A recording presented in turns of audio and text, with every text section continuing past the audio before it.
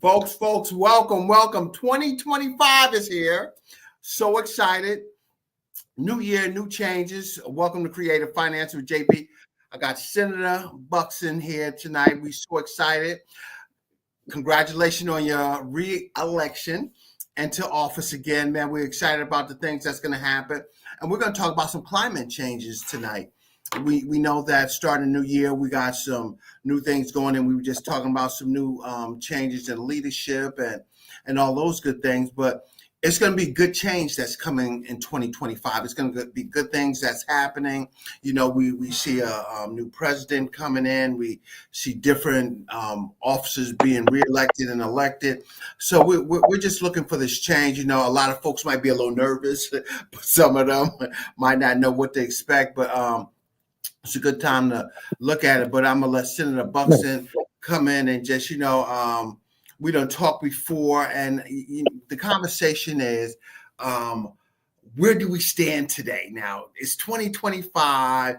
There's so many things happening. Where do you feel the environment is today for us within the state of Delaware? So we're in a good spot. It's interesting because folks will look at the election that we just went through and they say on the national scene, yeah, big change, right? Mm-hmm. What they, don't sleep on the fact there's big change here in Delaware also. You're coming out of a Carney administration, and now you're going back into more of an outsider administration. The Markell administration was a little bit like that, and now you got the Myers administration coming in. And what I say to folks is, it's all good. We're good. If you trust the process, you trust the people, if we follow the rules and everything that are in place, things have a way of working themselves out. Don't hit the panic button. Don't run to the headlines. Don't get caught up in all the muck. Slow down. And I really always say this. Check your emotions. Your emotions take you in the wrong direction sometimes when you're trying to understand maybe policy or positions. Because emotions will lead you they're all good. We all got them. But when you're trying to dissect what's being said and what's important for the state of the country, separate the emotion from what we're talking about, and then let's see where we go with this. So, yeah, I'm excited. I'm excited about change. You always have to have a guarded edge to you because, sometimes change isn't the best. But we're going to find out, aren't we? Right. And there's so much things, in Delaware, new governor, Matt Myers, we excited for him as well as Carney went to the city of Wilmington to keep our city afloat and everything. But where do you think, what's our big topic this year? I mean, is it housing? Is it the job market? Or where do you see the big ticket items coming from? I came in on education. I'm going to stay around with education. Education drives the train right now, right? Because if our young folk don't grow up to be, old folks who are productive in society, this thing doesn't work, right? So whether we're talking about our 7-year-olds or our 17-year-olds or our 27-year-olds or our 77-year-olds, if we don't get this thing fixed, we're going to be in trouble because when you're talking about Delaware and how's it going? I mean, you tell me, how is it going? How are our grown-ups doing? How are our young folks that are now adults doing when it comes to making their mark in society, whether it's in the workforce or in other? I mean, that's really what it comes down to. So when you talk about, something like housing directly related to education. I'll tell you why. Because education is a path forward that helps to cure a housing problem, because if you enable the individual to compete through work and through, making their mark, then they're less likely to need housing help. They're more likely to be a productive member of it. And what that does then is that frees up those funds for individuals that really do need the housing help, if we're using housing as an example. So you said what my big mark is. For me, it's education. We are excelling in mediocrity. We have, and that's something that nobody should get, right? We can't sell it in mediocrity, but we sure are. And we are telling our young folks that they can't do this, that it's too tough, that they've never lived in more challenging times. And that is a recipe for disaster. because, I can tell you Sure. my age, I'm Mhm. 59 years old. I'm not sure your age, but, you didn't just get out of high school, right on. You see what I mean? Right. So we've got to stop telling our kids that what they're dealing with is tough because they haven't seen hard, right? Hard's out there, but it's not where Right. Right. we take it to that level now. We've never lived at a moment's time where our children don't have it better than the times before. Why? They live in climate controlled environments. They have access to the best of technology. Medical care has never been better. The accessibility Mhm. of social programs that make sure that individuals that are challenged has never been more robust. So why are we keep Mhm. telling our children that they're living in the toughest times? And why does that matter? It matters because, again, we need to take our children and tell them Mhm. that there's a difference between anxiety and adversity. We Mhm. can't forget that. Mhm. Adversity is a necessary tool, and so is anxiety. And telling our children to go through that so that they can meet the needs of an adult life, right? Whether it's Right. workforce or what have you, vitally important to the success of our kids, which leads to the success of our state. So I'm jumping around a little bit, but I'm happy to come back and clarify Yeah. some things. Yeah. You Yeah. know, Yeah. And education is so huge. We have shortage of teachers. We need a little bit more standardized and encouraging our kids to go to that next step, that next level to increase that education standard because I think that is important, for us to be one of the top states for this education program too. And I think we yep, was I think we was ranked a little bit low last year if I wasn't correct. With our yes, education we for this. absolutely are. The state will tell you the state results in Delaware and see them puts Delaware at the bottom. Now, when you say the bottom, are we dead last? No, but we're like 3 from the bottom and not Mhm. making our mark in the positive direction. So you pick your poison. I really don't care. We're down at the bottom, and that's not acceptable. But here's my Right. point. Here's the thing about it. If we stop making excuses for these young folks and start creating accountability and structure, and Mhm. then putting a belief in them and enabling our educators to do their jobs, and their Mhm. job shouldn't be confused. It should be to educate the child. It shouldn't be all these add-ons that we're doing in the classrooms that are making it more difficult for our teachers to teach and our children to learn. If we get back to that, we can have a direct impact on those test results that everybody wants. The difference between a 5-year-old or 7-year-old in today's world and a 7-year-old, and I've said this to you before, and a 7-year-old Mhm. 20, 30 years ago is Mhm. not very much, is not very different. The difference is over the next X amount of years leading up to when they're 17 becomes wildly different because Mhm. we lower expectation, we take away accountability and structure in the classrooms, and we make excuses. And how do I know that? Just go look at what we're doing in our classrooms right now. Children aren't allowed to fail. Now, that might be a good thing if they were earning what it is that it takes to move forward, but they're Mhm. not. We're setting up systems that create pathways for them to move forward and get moved along. So now you're in Right. 4th grade, you're in 8th grade, now you're in 9th or 10th grade, and you can't meet the mark. And now you're being tested Right. on it and you're failing. And people are scratching their heads saying, Mhm. how did we get to this? We got to this Right. because we Right. set up systems where we took away grades. We started handing Mhm. out, you know, like sort of pass fail stuff. Um, Right. and it created a real challenge for our children. And again, I get back to you're doing a disservice, especially to the kids that need it most. Here's what you got to appreciate: Mhm. the kids that have intact households, the kids that come from means, the kids that are just blessed, God given talents, they're going to excel in any environment. But it's that Mhm. middle pack that's being Mhm. harmed because they're being slowed down, pulled back, being told that they can't move forward at a pace that's necessary to compete. And then as they move along, they begin to get tested and they begin to be exposed. Not because they're not good kids, not because the teachers didn't want to help, but because the system was set up.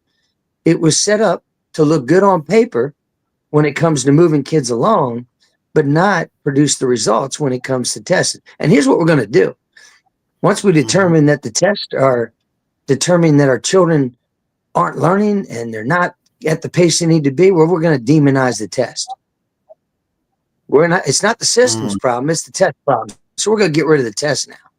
And all that does is put 18 and 19-year-olds on our streets that have never met the mark and are looking around going, what do I do now? That's a shame. A lot to unpack there. And I will say this, I'll be quick to it. Yeah. Anyone that listens to this moving forward, don't get confused. I don't sit here speaking tonight as the expert, all-knowing, perfect in what I am saying. I am offering up my thoughts. I am challenging. I am making challenging statements, provocative statements, challenging the status quo, because I believe that somewhere in what I'm saying and somewhere in what people that don't agree are saying will be the truth, will be the proof. It might not be all of what I'm saying. It may not be all of what others who are disagreeing are saying, but it's somewhere in the middle, because what we're doing right now, this go along stuff, it ain't working. And it's harming kids, especially kids of color, It's bullcrap. I mean, I've worked schools for 30 years. 30 years. Wow. I walked through schools where we had the toughest of environments, the most challenged of kids, and they thrived off of clear, concise expectation and accountability, where they had the support from the individual, right? I mean, we act like drug abuse in our homes and absentee parents and poverty it just came about after COVID, and that's ludicrous. Right. The difference is we don't expect those kids to make it like we did back 30 years ago when I first started. 30 years ago, we didn't offer excuses. I said to them, man, you got what it takes, but this is what it takes to make it. And I'm going to be there every step of the way, but I will not make excuses for you. I will hold you accountable, and I will raise the bar on your expectations. And most of the time, these were kids that didn't look like my kids, right? But they thrived off. So I just believe we got to get back to that. Do you think our shortage of teachers is part of the problem, or just our curriculum? Why do we have a shortage of teachers? We have a shortage of teachers. Yes. Let me answer your question right now. We have a shortage of high-quality teachers that are remaining and staying in the business right now. That doesn't mean that the ones we have there aren't good. We just don't have enough of them. But why is it that we are lacking educators, high quality? Why do we have a mass exodus of teachers leaving the business? And why do we have a shortfall of individuals coming in? You could hang your hat on funding, but right now, the state of Delaware, when it comes to paying teachers and educators, we have raised the bar significantly. The reason, though, that we have this shortage is because of what I said earlier. We have taken away the focus of the educator, the teacher being reading, writing, arithmetic, and we've added to that space that they have to be the parent, the school psychologist, the nurse, the disciplinarian. They have to be the truancy officer, and they have to be perfect every day they walk in the door. And that's a bar too high for these folks. And the last one, the most important one, and they have to eat crap when everybody wants to give them crap. Forgive me for saying that, but that includes students. You're asking these grown-ups who have been doing this for a long time to have 10-year-olds walk in and call them MFers, and they're supposed to eat it. To be physical in a room where the teacher is in fear for things and has to eat it because the child can't be dealt with effectively because of some, what I would perceive to be, excuse for that child not being able to handle themselves in an environment. And here's why. If you start asking the 5, 6, 7-year-old, if you start creating clear expectations and not reasons for excuses, they won't grow up into that 12, 13, 14-year-old disruptive child that now is really creating real problems in the classroom. Again, remember what I said. What I just said Mhm. isn't perfect, but what I did say is that you'll Right. lower that number of children that are being disruptive. I mean that. I mean, you asked me about teachers and shortage of Right. teachers. There's financial problems with it, right? We need to pay them more than we are. But I don't care how much you pay them. You can't pay somebody enough to be afraid to go to work and be disrespected all day long and to be taken advantage of by overwhelming requirements to do XYZ in a classroom. Can't pay them enough. Right. And like Chuck said, these parents are being friends to these kids instead of being parents to these Mm. kids and Come on, having man. that Mm. accountability level that we need to have out there. It was a time and day that you couldn't go home and tell your parents you got punished at school. Yeah, I know that's that right. was the last thing because I was accountable at home too, and that teacher Yeah, communicated so they were on the same page as well. yeah. And so listen, man. I mean, this is important to say. And again, I hope to challenge folks' thoughts and invite them to a conversation if they ever want to sit in the office with me and talk about some of these things. Because I've said these things in open forums and I see the gasp from individuals. But Mm-hmm. understand this, we are in a world right now where our policymakers, decision makers, our folks that are in charge of our children would rather drug a child than discipline a child. Mm. Understand what I just said? They Mm-hmm. would rather change the medication level on a 7-year-old that's throwing a tantrum rather than snatch the kid up and give them a correction. Mm-hmm. Whether it's taking them down to the office, whether it's putting them in timeout, and I mean legit timeout, or Mm-hmm. anything else that comes with it. We have Mm-hmm. demonized discipline. Our households now, it's now illegal to what I say again, shock and all, lovingly put a foot in my son's behind, which I've done. Now, does that mean that I've walked in and kicked him in his butt? No, but you know what I mean. You have to Right, right, create right. discipline, and we've lost that. Mm-hmm. We are okay with telling parents, take your child to your pediatrician and see if you can get some drugs in him to make him act right, rather than we just need to snatch him up. He needs to be corrected. If that's a swat on Right, the butt, right. If that's grabbing him by right. the neck and saying that's enough. And if you do Mm-hmm. that, it doesn't have to happen often.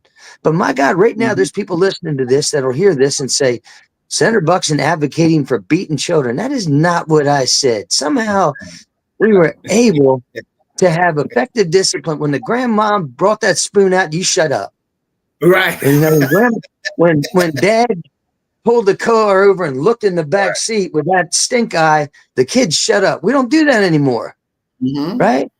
And it's Mm-hmm. ridiculous. But I can drive him over to the drugstore and pick up his prescription, and that makes Right. sense. What the hell is wrong with this place, right? Right, right, So, right, right. And friend Eric Joseph said, "Man, he hit the mark, right? huh? Because he said you is correct in hitting the mark on these topics because that is so true that you know when we have this situation today, parents can't even work now because they don't know if these kids is gonna be thrown out or or handled or how they're gonna be handled or if the kid's gonna come home upset." And so Yeah, they feel that they have to cater to them, they for do. that are doing that stuff. You're asking a classroom teacher, and I did it again. I Mhm. got 29 kids in there, 30. Some of them have IEP, some of them are English learners, not some of them aren't, whatever. You're asking me to manage that class, and then I've got to defend my decision. So little Mm. Johnny acts a fool, Right. and I give him a stern corrective action, verbal, whatever it is. And now he goes home, and now I got to explain to the parent why it is that I had to tell Johnny that he couldn't get up for the third time. And when I call the Mhm. principal's office and say, Johnny's got to go, and they say, well, what did you do to correct it? I'm not having that conversation. I Right. just told you that Johnny's got to go. So Right. you deal with it. And here's the problem. They come down and get Johnny or Cindy, and they take him down to the office. And how do they calm him down? They tell him everything's going to be all right. They sit him on a couch. They get him a soda. They let him cool off. And then what do? They send him right back to the classroom. And again, Uh-huh. Yeah. Johnny needs to learn a lesson. And he needs to learn it. The biggest lesson we got to teach is in our elementary kids. I'm telling you. That's the challenge, because we look at the most disruptive challenges are when these kids are growing hair, I call it, which means going through puberty. It's too late then. It's too late, like it is for your own kids, right? Right. You gotta teach the child at an early age. That way when they're 12, 15, whatever, all you gotta do is look. It's over with. But we're not doing that anymore. We got these elementary kids are allowed to flip tables and be combative with their teachers. And we've got to tell the teacher, you've got to deal with it. And when you decide not to deal with it, then you've got to defend your decision. And I got to bring the parent in, the principal in, I got to bring the school psychologist in, and you have got to defend why it is that you made a decision to control that child that way. And it's ridiculous, man. I mean, because here's what it does. If you don't do it correctly, and 4 or 5 other kids that are on the fence about how they want to act, if they see the attention that the little ones are getting, like when somebody's disruptive and isn't properly dealt with, there's 4 or 5 others that say, man, I want that attention. If that's the only thing I'm getting, I need it, because it's going to be kind of fun. I get, peers and, and peer pressure and all. You want to, see that. And now you're adding to the problem. Instead of it being 1 or 2 children, now 7 or 8. And what else happens? Here's the real problem. While the teacher is dealing with now the 5, 6, 7, guess who's not learning? The 20 other ones that are in the classroom. Right. And then you want to know why the teacher isn't doing their job. Well, they're not doing their job because they can't. Right. And it give them a struggle. And Andre Curtis, he made a good comment that we need, part of the problem with that has been that the system, meaning education system in the past, has monetized those behaviors and equipped special needs funding for these districts. So they put more money into that. And Andre, that's such a good point, that they put so much money into it, and that's what they do. And Eric said, you are the representative that needed for today. Preach on. He's spot on. What I said about Big Pharma is, you can't monetize discipline at home, so you drug it, and that's where you make your money. Right on, right? You can't monetize discipline at home, so you take it away and inject it into the school systems through IEPs and these restorative practices measures and all these things, and you hire all these add-ons, individuals that make it more of a challenge to actually support the classroom instructor, because you're doing it ineffectively, right? So, I mean, they're not wrong. They're not wrong. It's big money now. It's a big money industry. Because I always ask with these types of programs that are asking for more money or want to add new programs to the same problem, I say, what is our exit strategy? How do we go out of business? That's what I want to know. I'll do this for you. I'll create this program. I'll fund this program, but show me how this program leads to the program going out of business and not being needed, instead of you're back here 2 years from now needing more. Because it seems to me like the only thing we do is grow problems. Right. We grow Here's how we grow problems. Here's the thing.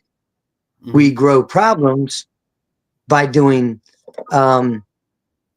acts that have well-intended intentions, right? That create unintended consequences, right?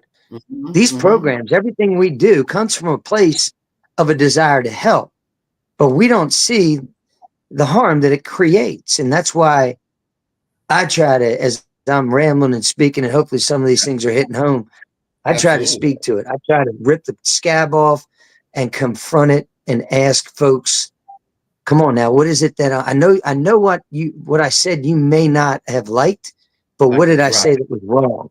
What did I say that was wrong? Yeah, you getting the truth stuff, and that's what happens. And I'm gonna segue into that point that transfers into our job atmosphere, because you got to look at those kids that got out. They probably 18, 19 years old. They going out here in the workforce. They probably got a GED or something, and then we have problems with them in the workforce. With one of them to be on time, acceptable behavior in there, to perform at a high level, and the accountability doesn't last. As you've seen Andre, and he didn't manage folks, and Eric, he manages folks in this environment. I mean, that's some of the challenges those type of folks face when they're trying to find these people to work and perform duties and perform a service. And you can't get it because guess what? Really, you're not getting all accountability at 18, 19. Right. You're not getting nothing but attitude. Come on. That's my point, though. Mm-hmm. The 18 and 19-year-old that lives in today's world, they're not to blame. The grown-ups in the room created this mess. Right. We may not be able to deal effectively with these younger ones that are coming through that are right now 15, 16, 17, 18. I'm not saying we give up on them, but I'm saying they're not the problem. We're the problem. But the next level coming through, the elementary, we've got to instill in them so that when they get to that work level expectation, they have that mindset, which is what you said. The best worker I can have if I hire a job entry level is somebody, this is silly to say, somebody that consistently shows up on time and stays till the job is done. That's right. Think about that. I can take a worker who isn't the smartest student in the classroom, right? Maybe didn't have all the, whatever extra classwork that all the other teachers and everything else, and didn't have a, honor roll and all that. But you give me somebody that has that tool, that skill set that says I show up consistently on time and stay till the job's over. And I'll show you somebody that can excel in today's economy. And here's how it starts. It starts early in elementary. I mean, remember what I said. I used to tell my students all the time, your job, and I used to tell my own kids, your job's schoolwork. That's your job. That's your job. Your job's to go to class and show up on time, do the work, and do it well. And if you want to get paid, if you want to get better money, it's like life, right? If you want more money, get a better grade. But if you want to get paid, you got to at least earn the grade. Our kids aren't earning grades now. Our athletes in high school, I don't know about you guys. I played. You had to earn it. You had to be passing. You had to be passing majors. You had to be passing all the courses needed to graduate when you're senior. You know what you need now? You need a D average. It's an embarrassment what we've done. A 2.0, it used to be a 2.5, then it was a 2.0, so 1.6. That's embarrassing. A 1.6 to play sports in high school. Here's what we told our kids. Here's what the grown-ups in the room said. Well, studies show that if kids play sports, they stay out of trouble. Yeah, while they're in high school, while they're getting less than a passing grade, what do you do with them after you gave them D's all the way up and didn't have them earn anything, and now they're not in high school? Now they're trying to work, and they're looking at the boss saying, hey, boss, I really don't feel like putting it in today, but I'll be back tomorrow. And, oh, by the way, that's how I did in high school, so don't fire me. Right. I'm telling you, the stuff's connected, man. I'm telling you, it's connected, and we're doing a disservice to our kids. And I'm telling you, it's because we have a lot of folks that are in charge who are ultra book smart, right? So they go to school and they get all these letters after their name, the alphabet's full after their name, and then they write policy on how to help kids learn, right? They write policy on how to make changes to what we're doing. And here's what they do best. Every single time one of those fancy doctoral dissertations that rewrites education doesn't work, that's tied to that's monetized, tied to funding, that doesn't prove evidence of effort, what do? They reinvent the wheel and come back with the next program to sell to the state. That's just what we're doing. And it's evidence, been evidence for a while now. Right. And that's crazy. And, going from there, I just want to look at our housing market. I'm seeing it. Nikki had a question earlier that said that, hey, she's trying to buy a home and, she don't have 20% down. And we know that everything went up in this market. But I tell folks that it's just education of how we get to where we need to. That the property values, they increase. It happens over time for it. And sometimes we got to start a little less to increase.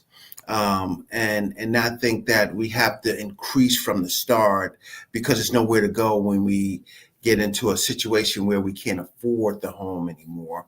and Yep. Yep. everything. But we have to work So up to that point. yes, absolutely. There's a lot going on there, man. I hope you get this right. And again, I'm not Yeah, an expert, but I will tell you this. absolutely. Folks that are right now interested in home ownership, don't buy a false bill of goods right now. Study what it means to own a home, because if you get into a situation where you overpay, right?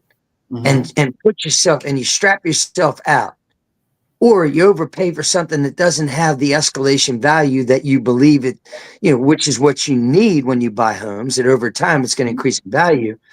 Or if you don't think you're going to stay in that home for an extended period of time, maybe owning a home isn't for you. So you really need to talk to somebody, not me, but somebody who's an expert, and make your Mm-hmm. decision. Is it better to look at something that's affordable rent and invest my money elsewhere at this time until the market comes back to me? Mm-hmm. Mm-hmm. Because homeownership is important, Right, right? But it's important if right, it's at right. the right time for the individual, right? That has to matter. So Mhm. I always Right. caution folks when I say that. Now, here's the next problem, right?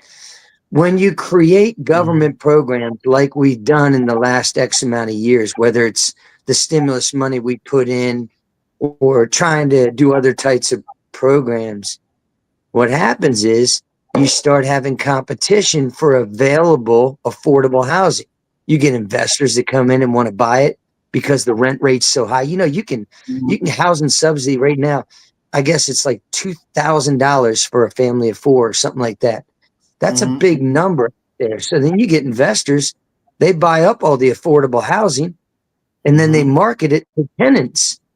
And that makes it difficult for somebody trying to come in that wants to compete and buy that affordable house. Now you drive the number up.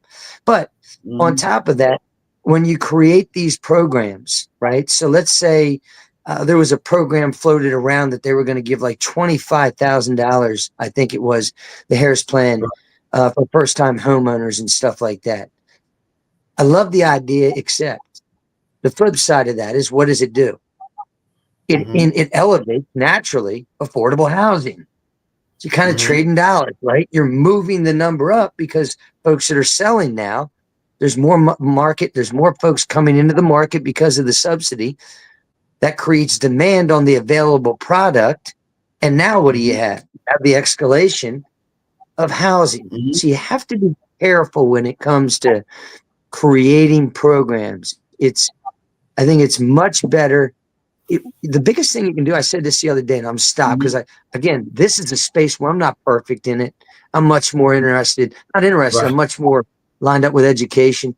But Mhm. I said to some folks the other day, if you want to help affordable housing, what you really need to do is teach our young folks, our old folks, whatever, the absolute value of a credit score.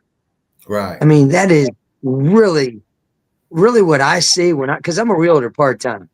Right. And the biggest challenge you see with individuals right now is getting It's a the credit score. affordable loan. That credit score opens doors. The difference between a 650 and an 800, it actually isn't that far away. Word. You know, if you Mhm. get people to start living by a simple means, and I lived it, understand this. When I started out, I told you, a teacher. Teachers back then, we didn't make much money. We didn't still when I retired. We're starting to make it now. But I Mhm. lived by simple means. We bought used cars. My Mhm. wife, God bless her, had no problem shopping at thrift stores, Goodwill Mhm. included. Bought a lot of Mhm. stuff there, right on. My kids, when we went on vacation, we went down the road, down the street. We Mhm. didn't finance a vacation ever because I couldn't Right. afford them. So we paid for them or we didn't go. Mhm. All of those things combined, we did. But what did it do? It allowed me to live as debt free as I could, drive up my credit score, spend money on what I needed to be able to afford the first townhome that I had, then Mhm. live in the townhouse, and then transfer that wealth to the next wealth. That's what has to happen. But I'm telling Mhm. you, 20,000 down, that's a big obstacle. I get it. the best thing individuals can do right now is find out, talk to somebody who's a loan officer and say, what do I need to do in the next year to move my credit score, and then come back and see, all right, what is my situation now? Because I guarantee you that thing, the difference between that number, like I said, a 7.7% loan and a 5% loan is monumental, right? Absolutely, absolutely, and I talk to them all the time, being a loan officer and a mortgage broker. I explain to folks that sometimes that down payment ain't your best friend. Right on. Sometimes it puts you in a situation to where you want more when you should be getting less. And there Yeah. and is it beneficial? Yeah, I still remember my first house. I think it was 1,200 square feet. It wasn't big. It was a duet, and Yeah. and Come on. and it was peaceful. We had a decent house payment, and as we went on to the next one, we increased. Yeah. But we had to continue to live and have those basic vacations like you're talking about. Yeah. If it was driving 2 hours and just going out to the beach or going to the park or Yeah. going to visit family, you know, Come on. that was our vacations for it and stuff. And even if I went to go see my parents or something, I would go and we're excited to see each other, but a home cooked meal. We wasn't at the amusement park with $75 tickets and stuff. But did that come later on in life? Yeah, it came later on as that debt started to shrink, Right. and the money started to grow. That's how it happens. And you know what else, man? And this is, and I appreciate, because you're right, man. That's big. People have to really talk to somebody like yourself who can educate them. Because anytime you can use other people's money and then keep your money to make more money with, be careful Right. throwing big money down on stuff, especially if you don't see yourself there. If you're trying to buy down your mortgage, your monthly payment, you're better off improving your credit score. You pay off the Right. dang credit card and stuff first. But anyway, that kind of matters to me when I hear this conversation. I really I get excited, like listening to folks like yourself and what you're Mhm. saying. It But goes a that's long ways. that's all Yeah. education. That is education. That's education that we learned. Home economics. Mhm. Those woodwork. When we had woodwork classes in high school. Those are classes, I didn't want to miss because guess what? That woodwork said, yo, maybe one time I do have to put a door up in my house. Maybe I Right. do want to kind of build or something like that. And guess what? If I miss woodwork, like you was talking about, he was like, yo, where you been? Where you been? Because you're going Right. to need this down the line for it. And I'm like, yo, I shouldn't be missing this to where I can go in and I can look and I'm like, yo, this is what woodwork taught me. This is why So, I need to have tools. This is why so I need before I to get have. you talk to, like, we want to put mandatory, you know, um, financial literacy in our schools and all that. And everybody says yes, do that. And I want to do that too. But I really, my concern with financial literacy is the focus becomes investment dollars and stock exchange and all that.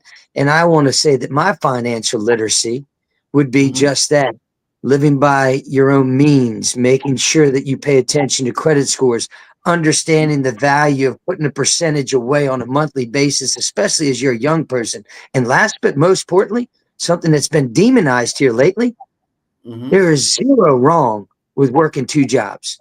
We have Zero. demonized it. We've created a life where we're telling, especially our men, that, oh, you should be able to work one job and pay for everything. No, no, and not unless you're proactive, you own your own business. If you're going to be a Right. teacher, you want to raise a family, you better man up. You better man up That's it. and go get a second job, right? And I did. I worked three jobs, and there's nothing offensive to say about that. I Nothing. worked Right. three jobs so that my wife could stay home with my kids, right? Mhm. Because I thought there was value in that. But even Right. not, right, and I use man up lovingly, woman up, I don't care. But we've got to Right. get away from this, especially when they're young. like when you're 22, 23, 24, and you're not tied to anybody, that is your earning years. You still got time to go party a couple nights a week, but the other nights a week, Right. you better be, and we demonize that. It's not right. You know, stack the Yeah. money then. Stack. Right. Right. You want to buy a house? And I work. You're 20. Yeah. Stack that money. Go ahead. Yeah, stack it, man. Stack it And, early and too. stack that. I worked 2 jobs for 12 years consistently, and even went through college, to get my degree. But guess what? I kept that circle because, like my dad used to say, it's fire in that shovel stick right there, boy. So you just keep digging, it's gonna happen. And I learned over time that, that helped me to be responsible. That's accountability right there, because now I know how hard I worked. I'm going to make some wise decisions on spending. I'm going to make some wise decisions on when I want to go out to eat or when I need to stay at home to cook, for it. And when I earn that. Amen. And check it out, because preach on it, what you're saying. But here's the problem, right? Mm-hmm. We need more folks, especially folks that look like you, especially folks who are younger, to hear that message, that are willing. We need to convince them that you get what you earn, but there's earning out there, but you got to go after it. We're not handing those lessons off. We're telling our young folks, never had it tougher, right? The world's just more challenging, more stressful. Our kids have more anxiety. That's crazy. We're convincing our kids that they're living in a world of anxiety. Man, I used to have, you're not old enough, but it used to take us out when we were in elementary. We used to have to go outside, curl up in a ball next to our locker, put our hands over our heads to practice a nuclear event. In 6th grade, right on? I mean, come on. We can panic. Today, if you try to tell us to practice some sort of like drill like that, they'd be like, oh, these kids can't take it. They can't take. Yes, they can take it. They can't. They can't take it because the adults in the room are telling them they can't take it. And I mean, listen, man, you've heard this before. I'll say it. I'll shorten it up. It's real simple, because I believe we are here now. I believe it, right? Strong men create easy times, right? What do easy times create? Weak men. And we are in that moment now. We have never had it better. More technology, more assistance, more, healthcare. Everything's the best. Everything's at a child's hands. It's never been easier. And when you have these types of easy times, you create weak individuals, and weak individuals lead to what? Lead to hard times.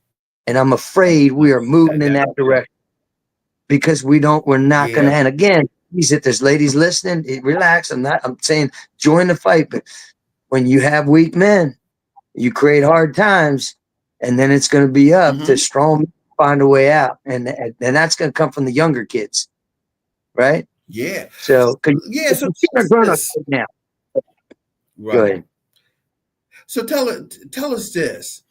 What do you think's happening in our job market right now? What do you think is going to happen? I know we talked before about, we've been damaged through COVID. Work remotely. And guess what? I like to work remotely. A lot of folks do. But our job market, it looks like right now, Senator Buxton needs people that's in the building now. That's more on duty. And how do we convert that mindset right now, you think? You should take away choice. I mean, really, it comes to, right? You just, this is what it is. You work for me, I'm the boss, and we're doing this.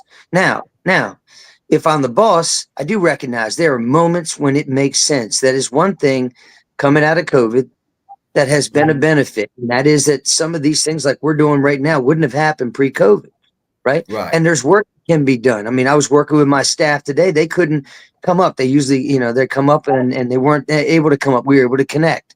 Right? So there's times when it makes total sense. So I wouldn't want to be a boss or in charge of a state where we completely got rid of it. But I would say to them that work's work. It's you show up to work and you get after it and you change the mindset, the culture, right? It's no different than dealing with, when I was coaching and we were coaching in sports, culture matters. And culture is a tone that you set. And, you hear this all the time. You see some of these failing programs, they say, we're going to bring somebody in. And what are they going to do? Well, we're looking for somebody to come in and reinstate a culture of structure and discipline and accountability and winning and all the things that are, what did I say? That are hard, that are challenging, right? We got to get away from easy times. Remember what I just said? That's the problem. I'm tired. I'm going to create a bill this year that bans the term coming out of COVID. I'm tired of it. Coming out of COVID equals in the year 2025 to me is staying in excuses. That's all we're doing with this thing. We are out of COVID. COVID's gone. COVID's in the rear view mirror. I'm sick and tired of this stuff. COVID's done. We're getting back to reality, and reality is this. Things you earn it. We're done with the easy times. Remember I said easy times coming out of COVID. We were giving out money. We were telling people they didn't have to come to work. We were making excuses for kids not being able to do stuff. I'm done with it. It's time that we get back after it, create a culture that every one of our kids can go through if you just create that culture of expectation. These kids don't need the excuses. I'll say, whether it's, I'll use kids and students, but it can be in life in general. Man. When you identify individuals who have faced adversity, and I mean real adversity, they are dealing with whether or not it's a moment in life or it's a disability or it's a debilitating handicap that occurred and all those things, you have to recognize that is real. But when you do a disservice to those individuals, when you start to create extra lanes that add individuals that don't have those same life experiences, but they just want them. They want what comes with it. They want the extra help, want the extra support. They want the subsidies on housing and rent control, even though they are capable of working 2 jobs and getting after it on their own. They want what the mother of 4 whose husband died suddenly and they weren't prepared for this, who needs that help. The other individual wants that help because they see the ease of it, and it's wrong because now you can't effectively help that mother of 4. Right? Or the father who's debilitated through a stroke or something like that, and you can't effectively give them the funds they want because you're trying to spread it out over others. Maybe there is real housing assistance to identify that helps people get into the homes they need, that they can afford. But when you add others to a space who need to earn it, you create that problem. You can't afford it. You can't keep up with it. The only way to keep up with it, you got to keep finding other people's money. And that's hard. Sooner or later, you run out of other people's money, right? Because that's what it is. Government funding. I love the state of Delaware. They say, I get folks, they want to do these programs. They go, well, who cares? It's only 10%. This program's only going to cost the state 10% of the total grant or the total program cost. I said, oh, yeah, who's paying for the rest? They said the federal government. I said, well, who do you think pays for the federal government? I mean, you. Oh, well, we don't look at it that way. Well, you better start. I mean, what are you doing? 90% of it comes from Delaware. Oh, really? Where's it come from? That's news to me. Right. But anyway, now you get $33 trillion in debt by having that mindset, And that's where we are in the United States of America right now. You know what I mean? We're just rolling. And listen, that transcends parties. That's not Democrat or Republican party. That's a mindset party. That's right. That's right. For where people think that should be available for them, that money should be funded. And we got to get back into the work hard atmosphere of going out here and putting some boots in the ground to get this stuff and change this stuff around. For it, I thought something was so fun in high school. I wanted to work after school.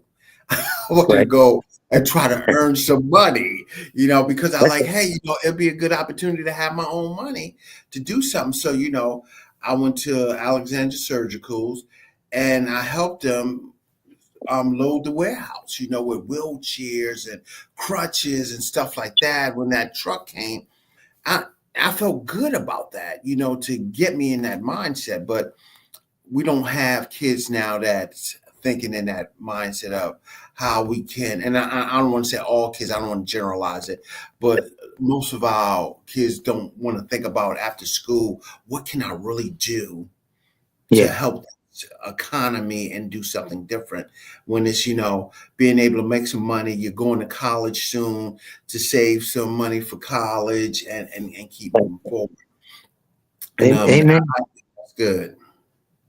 That's the lessons learned, man. United Church, Hmm. they host Yeah. a what I would call a pantry, but not for food, but for brand new Christmas toys, right? Right, right, And right, right. then where they allow folks to come in. But I give them credit. And I Hmm. talked to Pastor Ken about this, man. It was fascinating Yeah. to discount the toys to 80% off. So Hmm. whoever comes in, just hand out the toys for free. Right, They discount them, but the individuals showing up have to come with about 20% towards the what the expected cost would be for it. And hmm, there are folks that'll listen to that and say, I can't believe you would charge folks. And for me, I'm going, that's exactly what you need to do to create the mindset that says to these folks that we're right. there for you. And you need to Hmm. be there for you all. We want to help, but teach a man to fish, right? Don't Right, just hand them fish.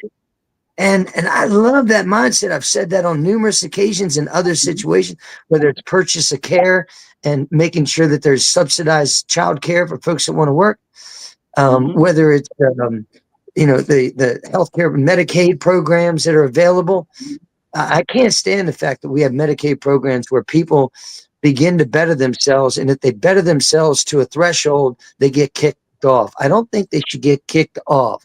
I think they right, should be tiered, right?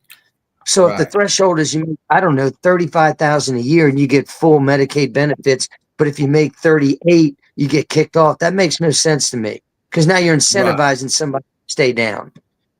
right, No wonder we have people that want to stay on government programs. It's because the penalty for getting off, God right, bless the one, but the penalty is pretty dramatic. So what we need to do is create a system where we, for lack of a better words, encourage them to get better, but allow them to stay on, just lower the percentage right, to right, encourage them to improve the situation and to make themselves, feel better about themselves, but not be cut off. And I know that because my sister went through hell and back, fought drugs, everything else, lived off the streets. I raised her child the first year of his life. He was, I raised him. My wife was 8 months pregnant and we took in a newborn. My sister was on the street addicted. Anyway, so I watched her get better and I watched her access the programs that she needed to access and try and better herself and took Liam back. My point is, she had to balance that for a time because she wasn't ready to get kicked off. So she had to minimize her improvements because she wasn't ready, even though we wanted to help her. And that showed me a problem with the system, you know? So hmm, hmm. a lot and going and on that's a there. good way to do it. Um, Yeah. yeah, and that's a good way to do it. Just don't shock people because you cause them to try to revert to other measures to find out how they can stay on it. When you do that to them, and I agree for that. That we got to have some type of tier system coming up. 2025 is going to be a very interesting, and I think it's going to be a fruitful year if we just start to change the mindset a little bit. If we just start to think of how we're going to improve our state, as we talked about, the education have to get better. We have to increase our accountability levels with these folks and all the teachers out there, all those professionals. Man, we appreciate you, but we want to take it to Amen. the next step. We want them to grow and our kids to be able to do that. So have that accountability. Have an honest, true conversation with these parents Yes. as we go Mm. through here and let them know, hey, this is what we're doing and we need to make this better if it can be for these students. When I say get better, I don't I'm not talking about pacifying them, but I'm talking about Mhm. encouraging them to go to the next step and increasing where they're at and for they and what they're trying to do in our schools. For our home affordable homes, that's going to come around. We're going to see different ways, but think of a saving plan.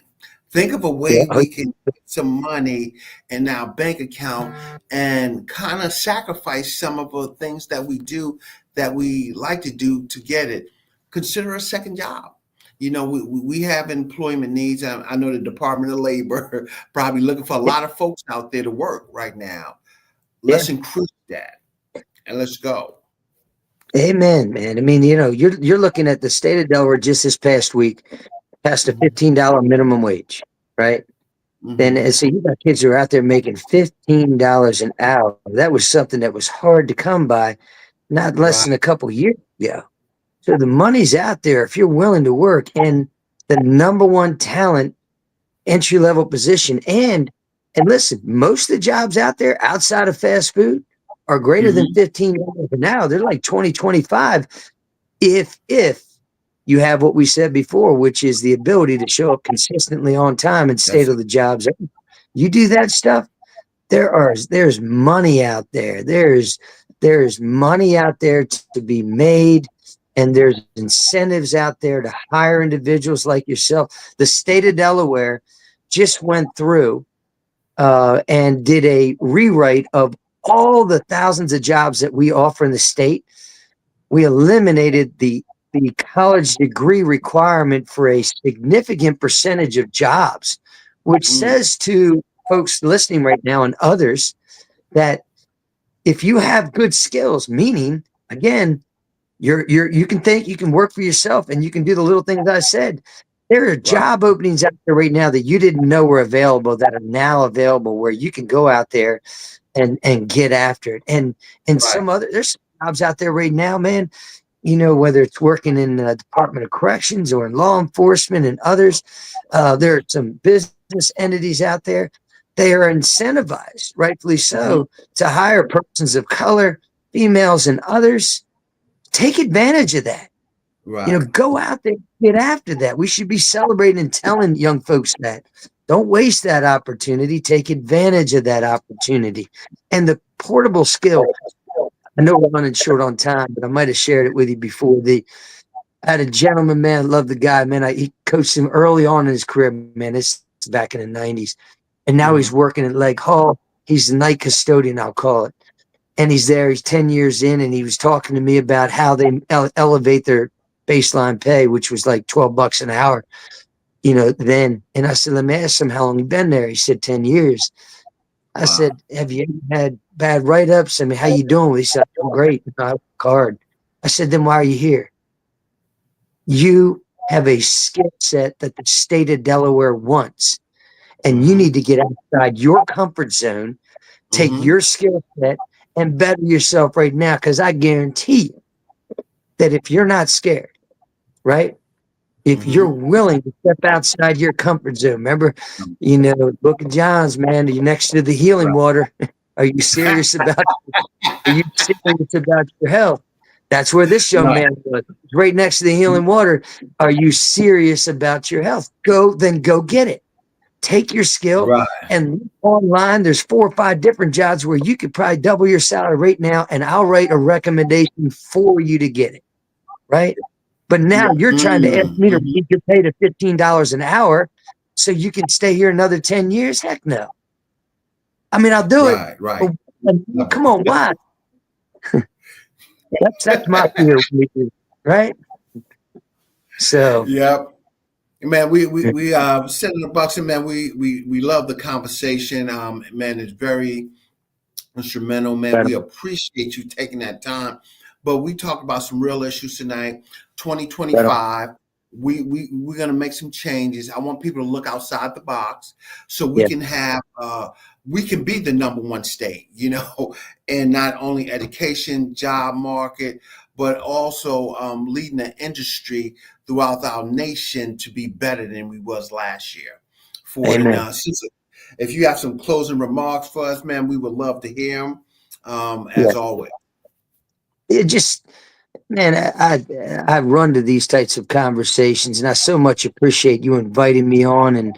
And like I said, I'm always open to talk to anyone. I'm not perfect, not absolute in what I said. I'm just willing to put it out there and talk. And I will say this at the end. You know, emotions matter, but when you're trying to make difficult decisions, separate the emotion.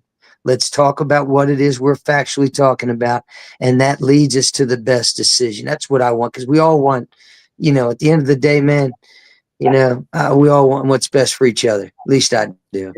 Yeah, absolutely. That's both. But folks, thank y'all for attending tonight. This is Creative Financing with JB. As Isabel said, thank you, Senator, once again, and we'll see you next week, Tuesday. Remember, what wishful thinking and wise decisions that we need to make. Y'all have a good night. Oops.